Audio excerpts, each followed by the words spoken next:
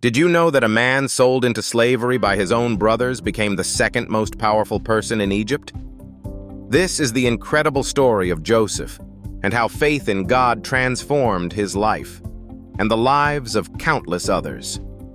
This story begins with Joseph, the 11th son of Jacob, also known as Israel. Joseph was his father's favorite, and to show his love, Jacob gave him a coat of many colors, a rare and beautiful garment. However, this gift and Joseph's dreams of greatness made his older brothers jealous, so jealous that it changed their lives forever. One day, while tending their flocks, the brothers saw Joseph coming from afar. Filled with envy, they conspired to kill him. But Reuben, the eldest brother, convinced them not to shed his blood. Instead, they cast Joseph into a deep, dark pit.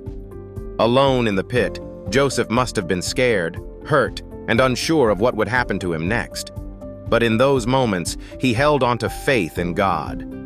God had given him dreams of being in a place of power, and though the situation looked grim, Joseph's faith didn't waver.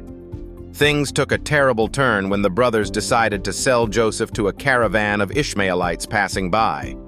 For 20 pieces of silver, Joseph's own family betrayed him and sent him into slavery in Egypt.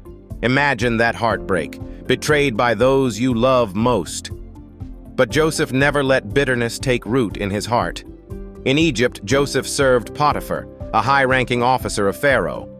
Joseph worked hard, and because God was with him, he succeeded in everything he did. Potiphar placed Joseph in charge of his household, trusting him completely. But soon, Joseph faced another trial. Potiphar's wife falsely accused him of a crime he didn't commit, and he was thrown into prison. Even in the darkness of a prison cell, Joseph remained faithful and found favor with the prison warden, who eventually put him in charge of the other prisoners. Yet Joseph's story didn't end there.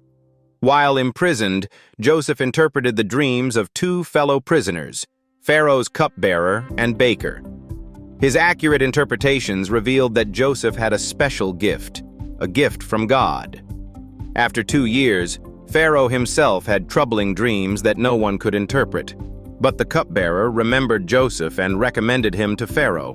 Brought before Egypt's most powerful man, Joseph gave all credit to God as he interpreted Pharaoh's dreams.